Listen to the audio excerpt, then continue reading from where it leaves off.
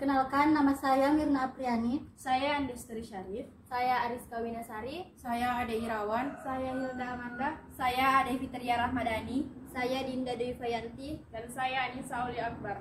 Kami dari kelompok 1, kelas 11 IPA 1 UPT SMA Negeri 5 Bone. Di sini kami akan menjelaskan mengenai materi kedatangan Jepang ke Indonesia. Selamat menyaksikan!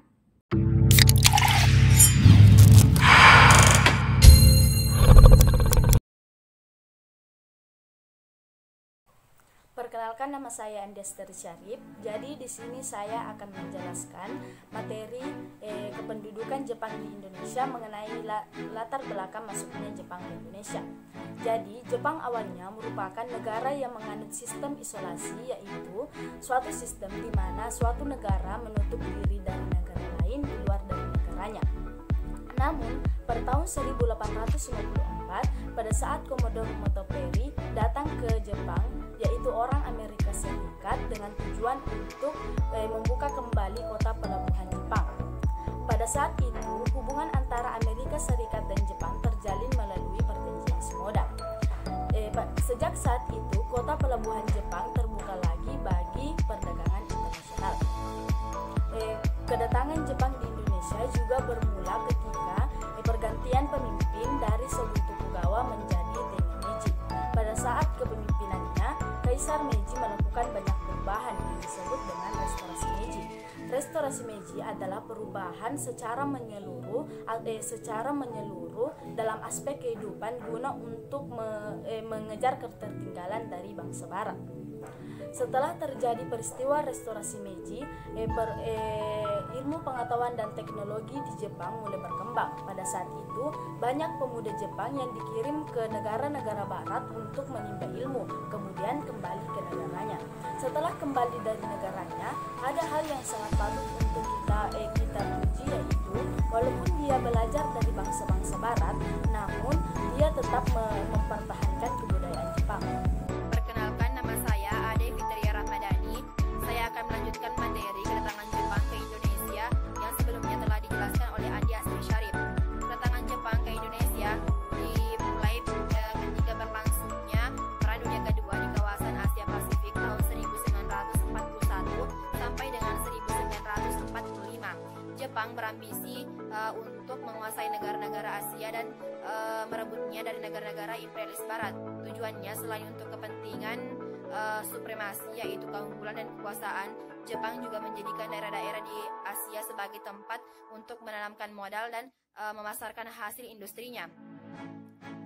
Nah, perlu kita ketahui bahwa sejak awal abad 20 Jepang telah menjadi negara industri dan mulai melaksanakan imperialisme modern dan berhasil menduduki Korea dan Cina.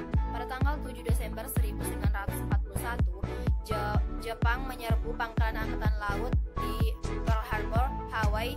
Nah, aksi Jepang ini merupakan sebuah gerakan invasi atau aksi militer yang dengan cepat merambat ke kawasan Asia Tenggara, sehingga di Januari sampai dengan Februari 1942 Jepang menduduki Filipina, Pontianak, Balikpapan, Palembang, Tarakan, dan Samarinda, yang pada waktu itu bangsa Belanda masih berada di wilayah Indonesia. Perkenalkan, nama saya Ade Irawan. Di sini saya akan menjelaskan materi sambutan rakyat Indonesia. Jepang pernah menjadi satu-satunya negara di Asia yang mampu menjadi negara imperialis dengan usaha-usaha yang dilakukannya, yaitu melakukan politik ekspansi ke kawasan Asia Pasifik termasuk Hindia Belanda. Kekuatan perang Jepang di Asia Pasifik mengintimidasi eksistensi kolonialis Eropa dan Amerika Serikat. Di dalam negerinya, kekuatan fasisme militeristik yang didukung oleh kelompok Seibatsu atau kapitalis mendorong konfrontasi semakin nyata dan seluruh potensi diarahkan untuk suksesnya politik perang. Kampanye perang pembebasan rakyat Asia dari cengkeraman penjajahan berhasil memperoleh dukungan dari unsur-unsur nasionalis dan mayoritas rakyat Jepang.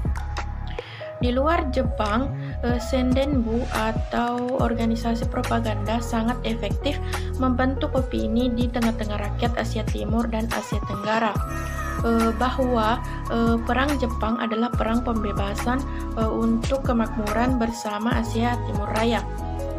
Maka seluruh rakyat Asia harus berhimpun di bawah pimpinannya untuk melenyapkan penjajahan. Program yang dilancarkan oleh Jepang yakni untuk membentuk persemakmuran bersama Asia Timur Raya mendapat sambutan positif dari rakyat Asia dan Pasifik umumnya, khususnya Indonesia. Oleh karena itu, kedatangan Jepang di Indonesia tidak mendapat perlawanan, bahkan disambut senang hati sebagai saudara tua yang akan membebaskan rakyat Indonesia dari penindasan dan penjajahan bangsa Barat, khususnya Belanda. Di Indonesia, Sendenbu atau organisasi propaganda mengombinasikan kampanyenya dengan isu lokal yang sejak awal mengarahkan pandangan rakyat untuk menyambut dan menerima kedatangan Jepang. Pamflet propaganda yang disebarkan melalui udara beberapa hari sebelum perang isinya sangat Indonesia. Kami mempermaklumkan kepada saudara kedatangan bala tentara Jepang. Bala tentara Jepang akan mendarat di Indonesia untuk mewujudkan ramalan Sri Baginda Jayabaya. Ingat, Sri Baginda Jayabaya telah berkata, orang-orang kuning akan datang dari utara untuk membebaskan rakyat Indonesia dari perbudakan Belanda. Nantikan orang-orang berkulit kuning. Selanjutnya, Jepang melancarkan imperialismenya dengan doktrin Hakko Aichiyo atau Pan-Asia atau persemakmuran bersama Asia Timur Raya. Perkenalkan, nama saya Anissa Uli Akbar dan saya akan melanjutkan materi sambutan rakyat Indonesia terhadap Jepang yang sebelumnya telah dijelaskan oleh Adik Irawan. Kedatangan Jepang di Indonesia pada awalnya disambut dengan senang hati oleh rakyat Indonesia. Jepang dialulukan sebagai saudara tua yang dipandang dapat membebaskan bangsa Indonesia dari kekuasaan Belanda. Sikap simpati Indonesia terhadap Jepang antara lain juga dipengaruhi oleh kepercayaan ramalan Jayabaya, di mana terdengar ucapan bansa-bansai. Sementara itu, pihak tentara Jepang terus melakukan propaganda untuk terus menggerakkan dukungan rakyat Indonesia. Setiap kali Radio Tokyo memperdengarkan lagu Indonesia Raya, di samping lagu Kimigayo, bendera yang berwarna merah putih juga boleh dikibarkan berdampingan dengan bendera Jepang Hinomaru. Melalui siaran radio juga dipropagandakan bahwa barang-barang buatan Jepang itu menarik dan murah harganya, sehingga mudah bagi rakyat Indonesia untuk membelinya. Simpati dan dukungan rakyat Indonesia itu nampaknya juga karena perilaku Jepang yang sangat membenci Belanda. Di samping itu, diperkuat pula dengan perkembangan kepercayaan tentang ramalan Jayabaya. Tentara Jepang juga mempropagandakan bahwa kedatangan Jepang ke Indonesia untuk membebaskan rakyat dari cengkeraman penjajahan bangsa Barat. Jepang juga akan membantu memajukan rakyat Indonesia melalui program Pan-Asia Jepang yang memajukan dan menyatukan seluruh rakyat Asia. Untuk lebih meyakinkan rakyat Indonesia, Jepang menegaskan kembali bahwa Jepang tidak lain adalah saudara tua. Jadi, Jepang dan Indonesia sama. Bahkan untuk meneguhkan propaganda tentang Asia, Jepang berusaha membuat perkumpulan yang diberi nama Gerakan 3A. Di mana 3A adalah gerakan propaganda Jepang yang menyatakan bangsa-bangsa Asia harus bersatu dengan Jepang pemimpin sebagai Asia, cahaya Asia, dan pelindung Asia. Pembentukan pemerintahan militer berawal dari Perang Dunia Kedua. Jepang mulai melakukan gencatan senjata terhadap tentara Belanda di Indonesia.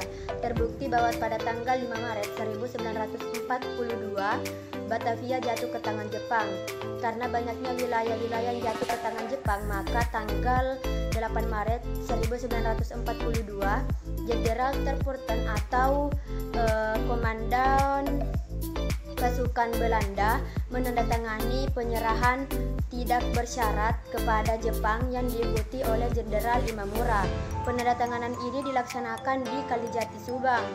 Nah, saat itu berakhirlah penjelajahan Belanda di Indonesia. Kemudian Jepang mulailah membentuk pemerintahan militer dan pemerintahan sipil di Indonesia.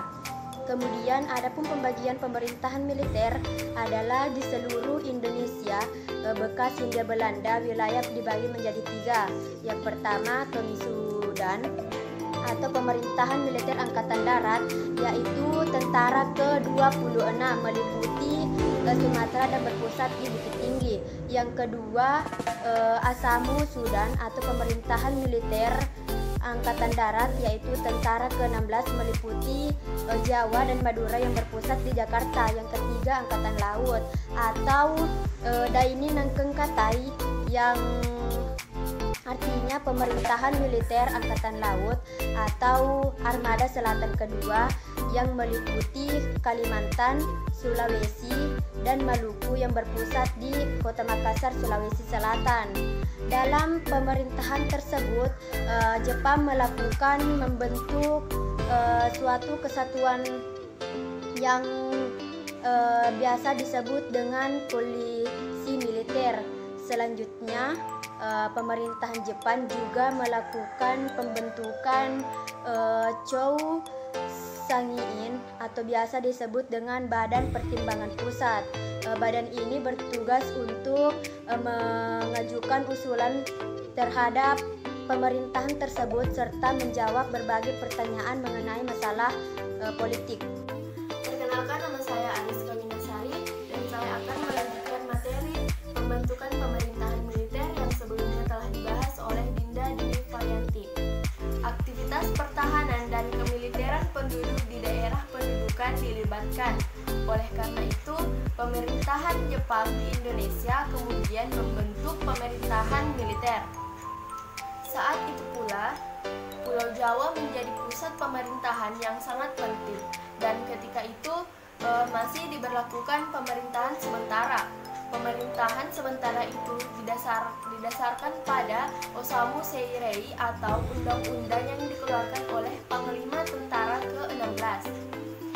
Undang-undang tersebut menyatakan beberapa hal, diantaranya yaitu 1. Jabatan Gubernur Jenderal pada masa Hindia Belanda dihapuskan dan segala kekuasaan yang dahulu dipegangnya diambil alih oleh Panglima Tentara Jepang di Jawa.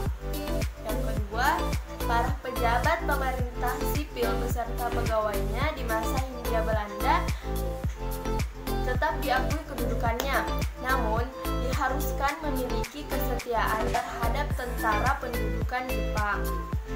Kemudian yang terakhir, yang ketiga, badan-badan pemerintah dan undang-undang di masa Belanda tetap diakui secara sah untuk sementara waktu, asalkan tidak bertentangan dengan aturan pemerintahan Jepang. Adapun susunan pemerintahan militer Jepang tersebut antara lain sebagai berikut. Yang pertama, Bun Shirekan, Panglima Tentara atau Seiko Shikikan atau Panglima Tertinggi. Yang kedua, Bun Seikan, Kepala Pemerintahan Militer. Dan yang terakhir, ketiga, Bun Seibu, Koordinator Pemerintah yang memulihkan ketertiban dan keamanan.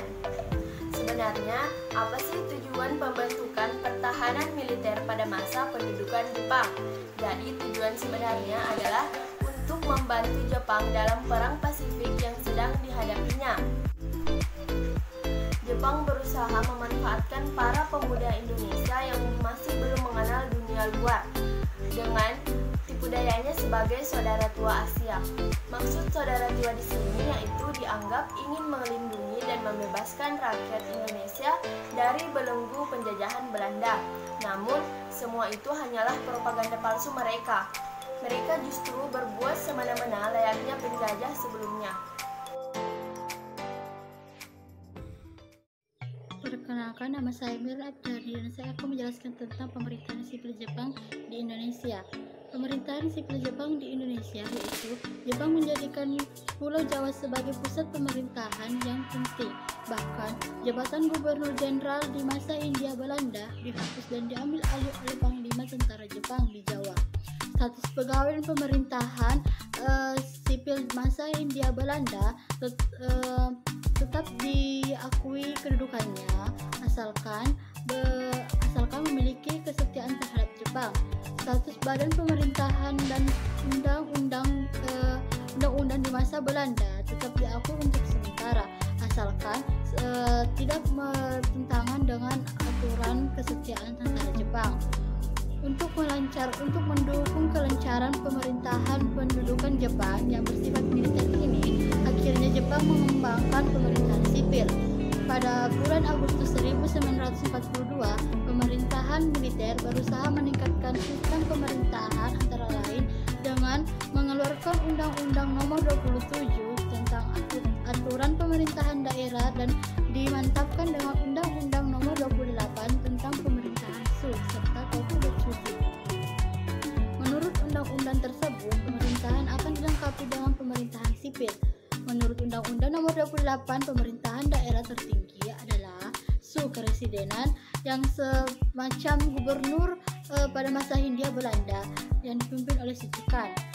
Seluruh Pulau Jawa dan Madura kecuali Kochi Yogyakarta, Kochi dan Kochi Surakarta dibagi oleh Jepang menjadi wilayah pemerintahan daerah dengan beberapa tingkatan, yaitu Shu Kepresidenan atau pemerintahan daerah yang tertinggi yang dipimpin oleh Sichukan, Si kota praja yang dipimpin oleh Shicho, Ken kabupaten yang dipimpin oleh Kencho. Perkenalkan, nama saya Hilda Amanda. Di sini saya akan melanjutkan materi pemerintahan sipil yang sebelumnya telah dibahas oleh Mirna Apriani. Gun Kewedanan dipimpin oleh seorang Kunco. Son kecamatan dipimpin oleh seorang Soncon. Desa atau kecamatan dipimpin oleh seorang Puco. Pemerintahan Shu dipimpin oleh seorang Shuchokan. Shuchokan ini memiliki kekuasaan seperti gubernur pada zaman Hindia Belanda, meliputi legislatif dan eksekutif. Adapun Jepang yang membagi Pulau Jawa dan Madura menjadi 17 Shu. Dalam menjalankan pemerintahannya, Shuchokan dibantu oleh Chokan Kambo atau Majelis Permusyawaratan Shu. Setiap Chokan Kambo memiliki 3 bagian, yaitu yang pertama, Naisebu, yaitu bagian pemerintahan umum. Yang kedua, Kaisebu, yaitu bagian ekonomi. Yang ketiga, Keisatsubu, yaitu bagian kepolisian. Pemerintahan pendudukan Jepang juga dapat membentuk sebuah kota yang dianggap posisinya sangat penting, sehingga menjadi daerah otonomi atau swatantra. Daerah ini juga disebut Tokubetsuji atau kota istimewa, yang posisi dan kewenangannya seperti Shu yang berada langsung di bawah pengawasan Gunseikan.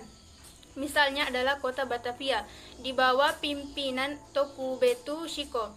Kebijakan pemerintah militer dalam bidang birokrasi politik memberikan dampak bagi bangsa Indonesia, yaitu yang pertama, terjadinya perubahan struktur pemerintahan dari sipil ke militer.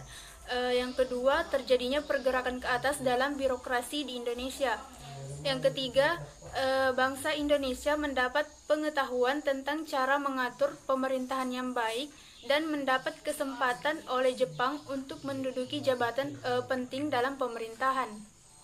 Itulah penjelasan materi dari kelompok kami. Apabila ada kesalahan, mohon dimaafkan. Wabillahi taufiq wal hidayah. Wassalamualaikum warahmatullahi wabarakatuh.